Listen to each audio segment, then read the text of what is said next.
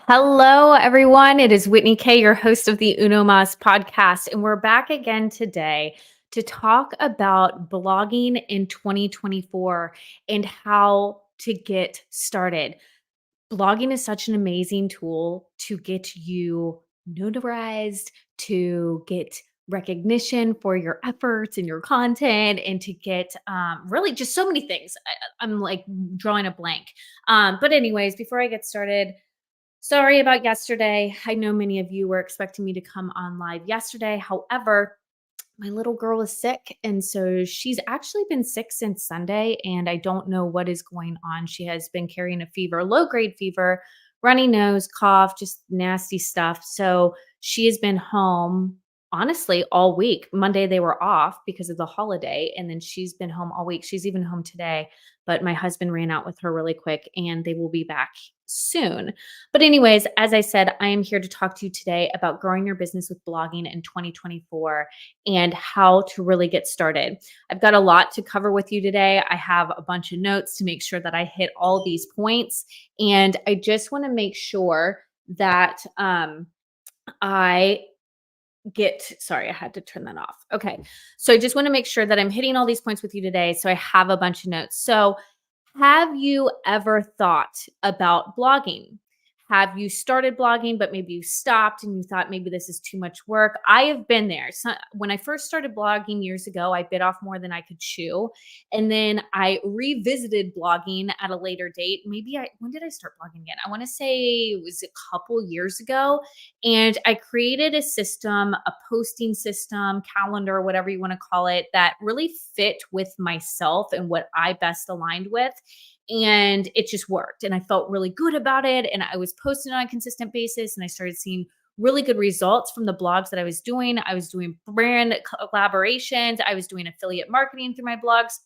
And today, specifically this year, I am using my blogs in a different way that correlate closely with this podcast that I record, and by repurposing and cross pollinating content. And I'm going to get into all of that.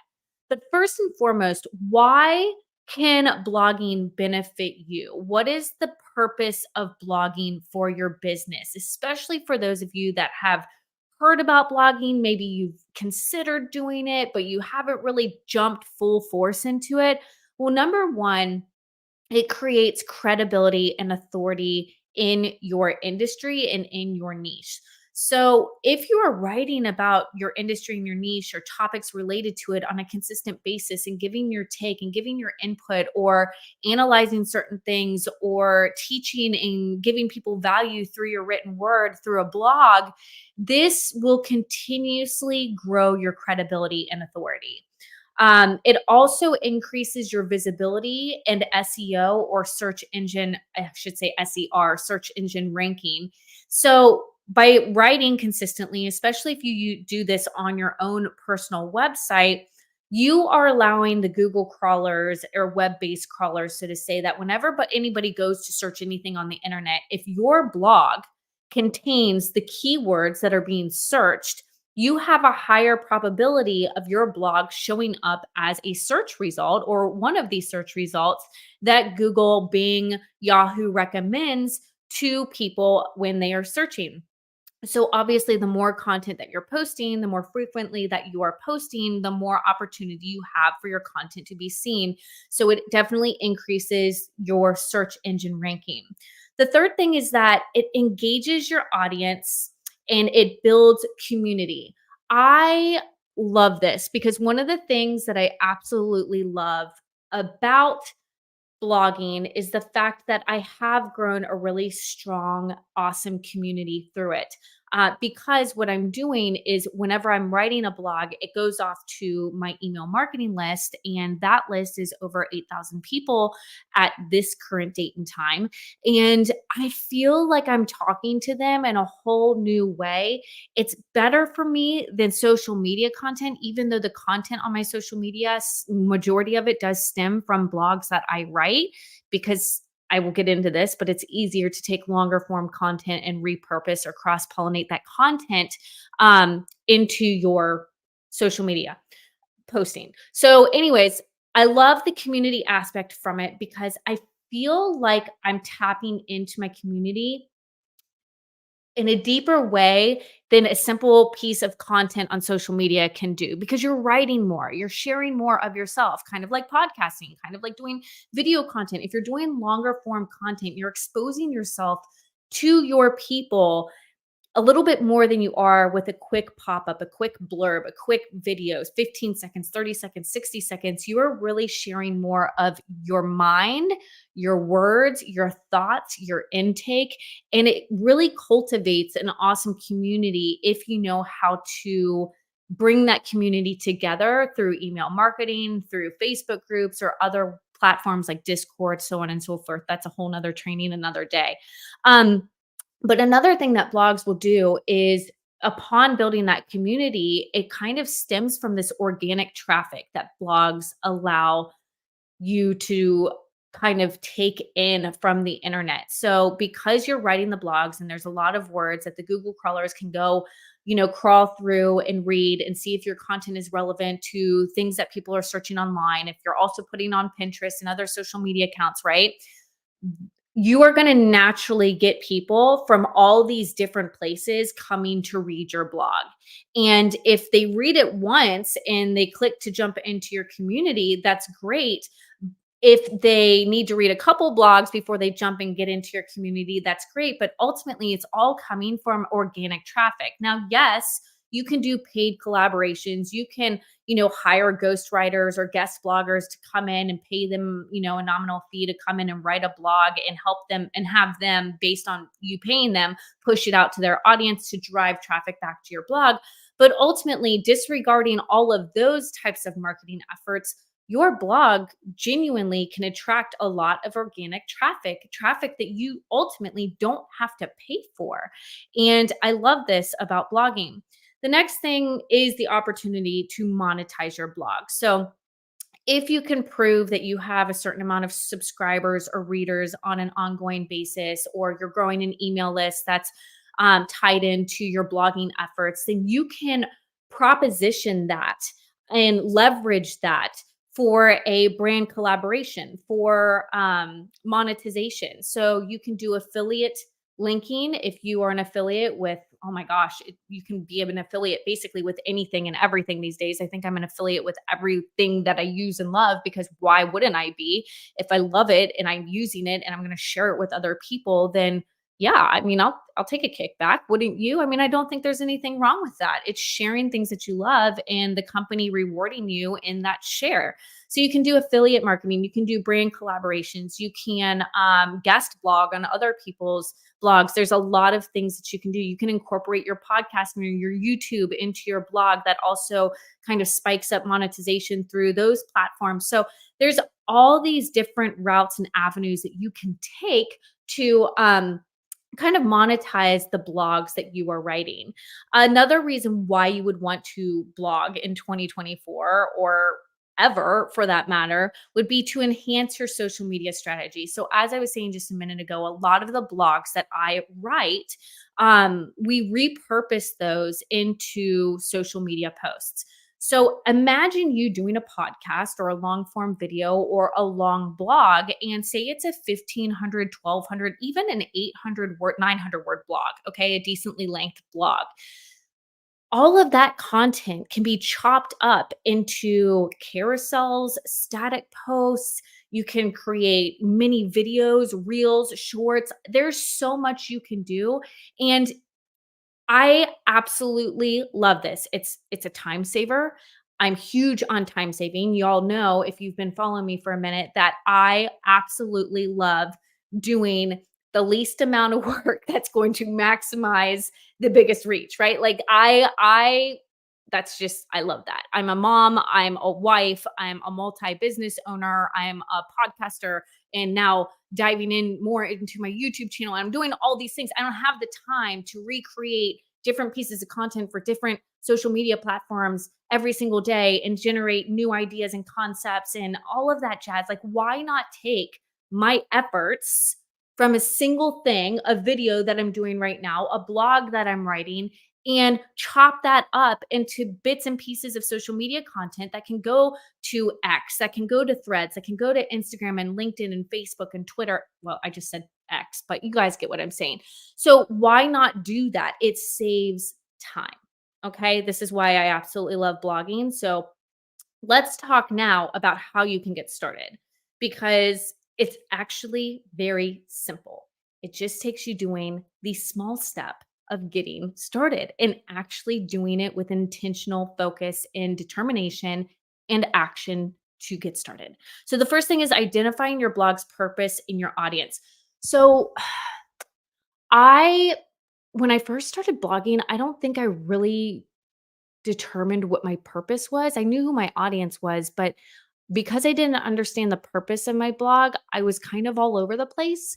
And these next two things kind of go hand in hand. So identifying the first thing is identifying your purpose and your audience, but then the next thing after that would be identifying your content pillars. So your content pillars, or sometimes you might hear me say this, content buckets, they are basically the topics and the areas that you specialize in, that you could go on and on and on about every single day. And for me, that is social media, branding, digital marketing, and entrepreneurship in general, kind of, and business streamlining. So I kind of have five. I would say business streamlining more than entrepreneurship, even though entrepreneurship is kind of broad. That's why I don't really throw that one out there. But sometimes I do talk about what it takes to become an entrepreneur, the struggles that I've had becoming an entrepreneur, and all of that jazz. But anyways, having your content pillars, having a clear purpose, and then knowing your audience is really the foundation to any blog and really anything when it comes to business. Because if you don't know that, then you're not really going to know what the heck you're writing about, who you're writing to, and why you're writing to them. Like, I mean, you could wake up every single day and write in your journal and your diary about your everyday life. And that might be your purpose, to share your journey, your story, your life, because you feel that what you're going through or what you have gone through it's going to benefit somebody. It's going to change somebody's life. It's going to impact them in some way, shape, or form. For me, I have a lot, many years, many years and a whole family. Honestly, I was born into an entrepreneurial family. Okay. I became an entrepreneur at what I believe a fairly young age. I feel like my experience, my education, my knowledge, my encounters through my everyday life for many years positions me with authority to speak on these topics that I want to speak on, with my purpose and goal of helping you, the viewer, the follower, the listener, of streamlining, optimizing, and scaling your business. And that is my goal. I want to impact a million lives. I actually want to impact more than that, but I'm going to start with a million. All right. And that's my goal. And I know exactly who I'm speaking to. And it's become very clear to me that this is where I sit perfectly. Whereas before, I was like throwing darts and aimlessly hitting really nothing because I just had no clue what I was doing. So the next thing, after you figure out your purpose, your audience, and you choose your content pillars, right? Next thing is to choose a platform. And I'm going to kind of jump forward because this will just help here. Because one of the last things I wanted to talk about was the platforms that I would recommend. Many of them you've already heard of. And honestly, one of the things that I'm so good at doing is trying every flipping platform, every piece of technology out there. I feel like I try everything and I look like I'm very unstable. I look like I'm very unstable because I'm always jumping to different platforms. But if you know something about me, I always go back to my favorites, right? And all of these that I'm going to mention to you right now, I have tried, I have used, and I have my favorites, okay, for certain reasons. And I don't have time to go into all of those reasons, but I will tell you. I'm going to give you five platforms that I believe are the best platforms. And I really encourage you to get in, check them out. Go to Google, search at images of the user interface, how it functions, things like that. See if you can watch training videos on YouTube, because that's where you're going to really understand what best fits with you, what best aligns with you. Because a lot of people think, oh, I'm going to use this platform because every single person that I know and in the industry uses this platform. But when you get in it, it's got maybe a lot of features you don't like. You don't like the user interface. It's too clunky. It's too cloggy. It's not clean. It's not pristine. It's just not what you ultimately thought it was going to be. But you're forcing yourself to use something that you ultimately don't like just because you want to be the trendy, cool person because every single other person in your industry is using it. And that's just not a good enough reason for you to honestly use that. Hold on. Alexa, off. I love Alexa, but she interrupts me in the most inopportune times. But anyways, platforms, WordPress. Okay, WordPress is pretty much a standard go-to platform. WordPress is a great platform. There's a lot to it. You can do a very simplistic platform with WordPress, or you can go more expansive. But WordPress is the go-to. I feel like everybody knows WordPress, and it's a great platform to start. It's very flexible, and the customization of the platform is awesome. Squarespace, it's very user friendly. It's a drag and drop platform. It also allows you to create, all of these pretty much allow you to create your own website within it. I love Squarespace. You will see a lot of the female entrepreneurs go towards Squarespace. I was on Squarespace for a while until we recently I've actually was on WordPress for many years, and then we went to Squarespace because I just wanted something easier, and then we are now on Wix, and that is my third platform.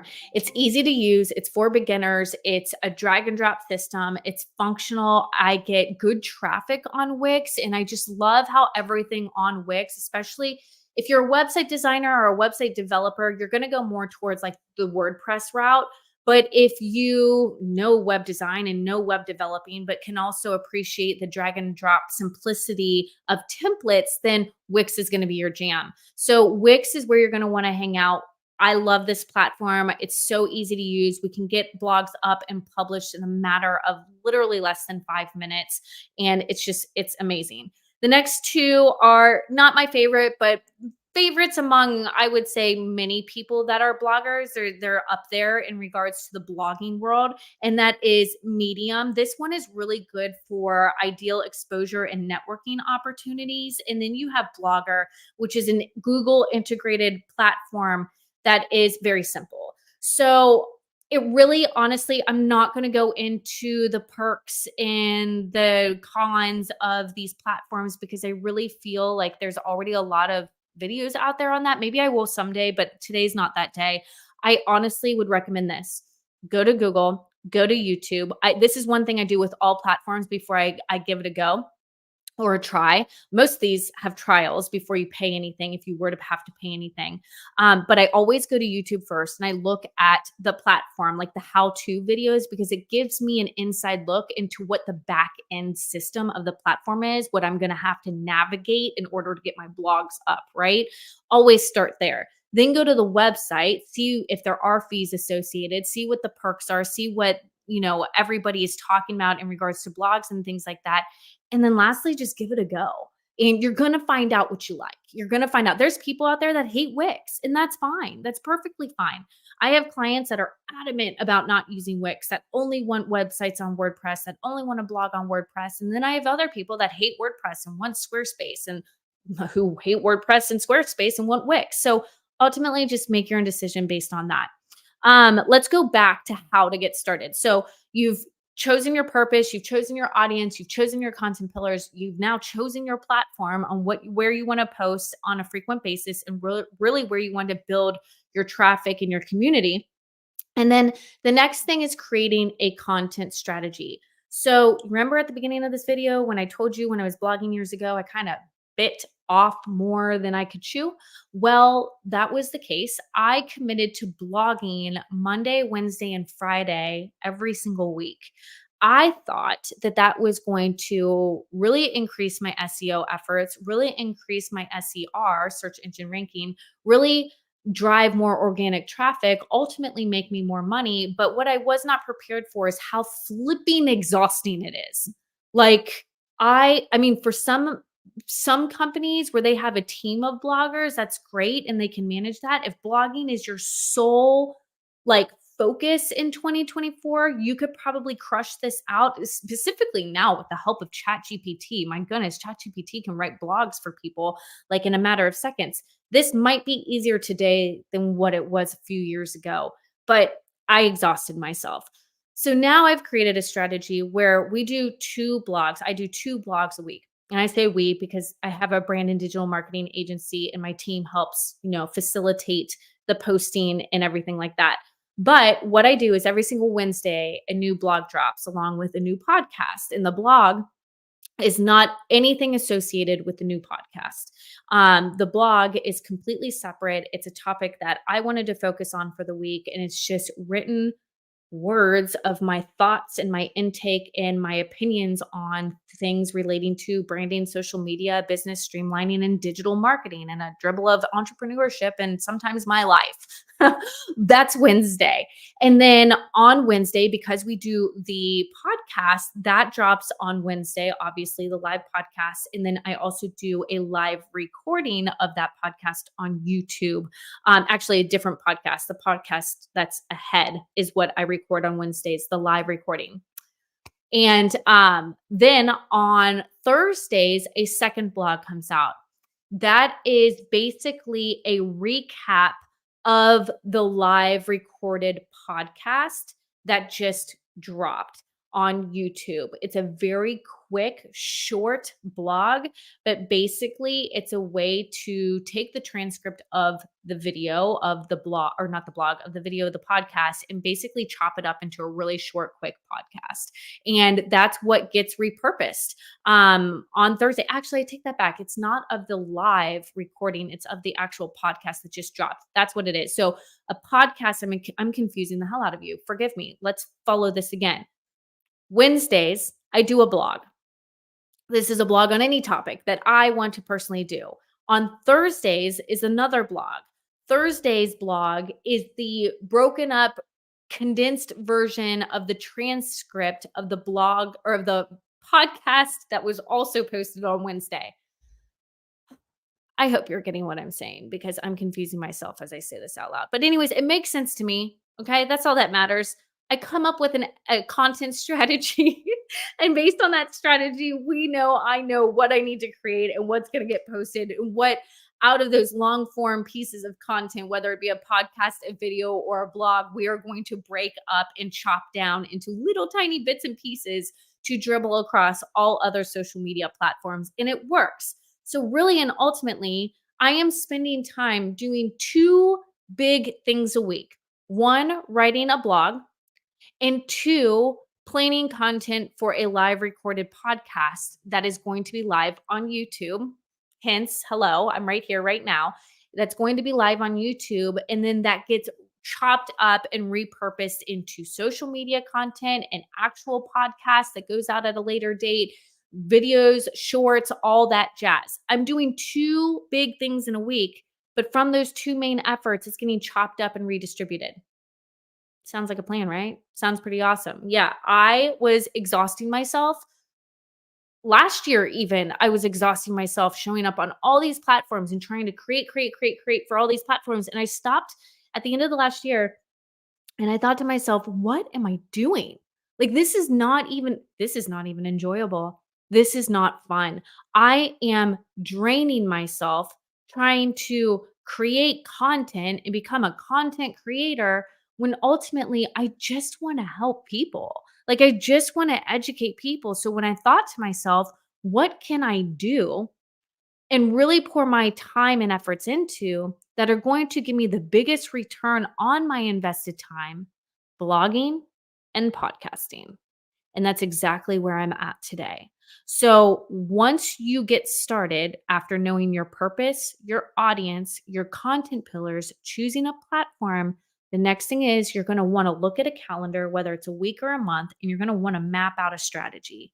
If I'm posting on Wednesday for my blog, or I'm posting on Monday and Wednesday for my blog, then when do I have to have the blogs written by?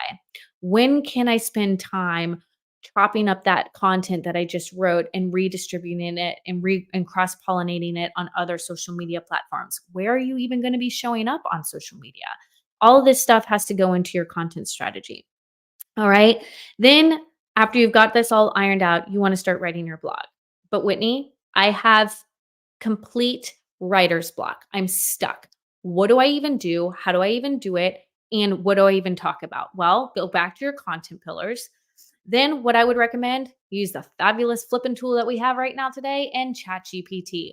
Go over there, say, I have to write a blog on business streamlining. Give me several topics that would interest a female entrepreneur or business owner. I'm acting as if this was me, on this topic in the form of a blog. Like, what can I write about basically? ChatGPT is going to spit out more than likely 10 to 20 different topics and ideas.